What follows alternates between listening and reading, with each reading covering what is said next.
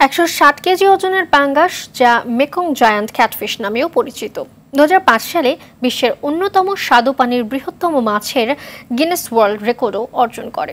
বাংলাদেশে মৎস্য গবেষণা ইনস্টিটিউটের গবেষণা পুকুরে 120 থেকে 160 কেজি ওজনের 50টি মেকং জায়ান্ট ক্যাটফিশ রয়েছে।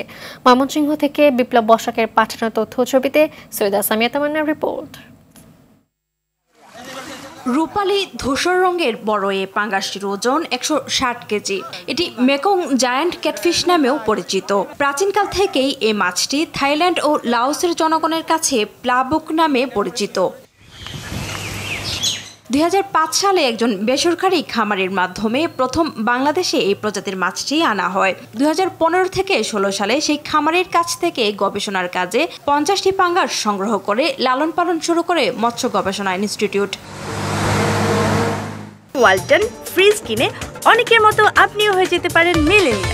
সেরা পণ্যের সেরা অফার। পাঙ্গাস মাছ তৃণভোজী হলেও রাক্ষসে নয়। সাধারণত এই প্রজাতির মাছ পানির নিচে পাথর কিংবা নুড়ি স্তরে থাকতে পছন্দ করে। একটি পরিপক্ক পাঙ্গাস প্রজননের সময় 60 থেকে 80 লাখ ডিম দেয়।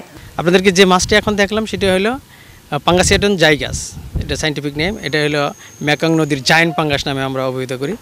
এটা মেইনলি ভিয়েতনাম, থাইল্যান্ডের নদীর অববাহিকা যেটা মেকং রিভারটা আছে সেখানে এটা মেইনলি পাওয়া যায়। আর সেখান থেকে বাংলাদেশ প্রথম 2005-06 অর্থ বছরে রেমি ফার্ম 30 সালের উনি প্রথম মাছটি নিয়ে আসেন এবং ওনার খামারে লালন পালন করার পর আমরা 2015-16 অর্থ বছরে মাছটি গবেষণা করার জন্য বাংলাদেশ মৎস্য গবেষণা ইনস্টিটিউট 50টি মাছ সেখান থেকে নিয়ে আসা হয়। সেই থেকে আমরা অদ্যাবধি মাছটি গবেষণা কার্যক্রম করে যাচ্ছি এবং আমাদের গবেষণা পুকুরে তাদেরকে লালন পালন করতেছি। যেহেতু আমরা সব ধরনের পাঙ্গাস মাছে ইনডিউস ব্রিডিং করতে সক্ষম হয়েছি, ইনশাল্লাহ এটা যদি ম্যাচুরিটি গুণাটাল ডেভেলপমেন্ট হয়ে যায়, মাছের পেটে ডিম আসে, তাহলে এটা আমরা চেষ্টা করব ইনশাল্লাহ যে আমরা যেন এটা পুনঃ উৎপাদন করতে পারি। বাংলাদেশে আগামী 1-2 বছরের মধ্যে এই প্রজাতির মাছ চাষে সফলতা অর্জন সম্ভব হলে চাষি পর্যায়ে পাঙ্গাস উৎপাদনে বিপ্লব ঘটবে বলে মনে করেন বাংলাদেশ মৎস্য গবেষণা ইনস্টিটিউটের ঊর্ধ্বতন কর্মকর্তারা। জানেন যে মেকং পাঙ্গাসটা আমরা একটা এক্সোটিক ফিশ, আমাদের দেশে এটা বিদেশি একটা মাছ, মেকং রিভার পাঙ্গাস ক্যাটফিশ।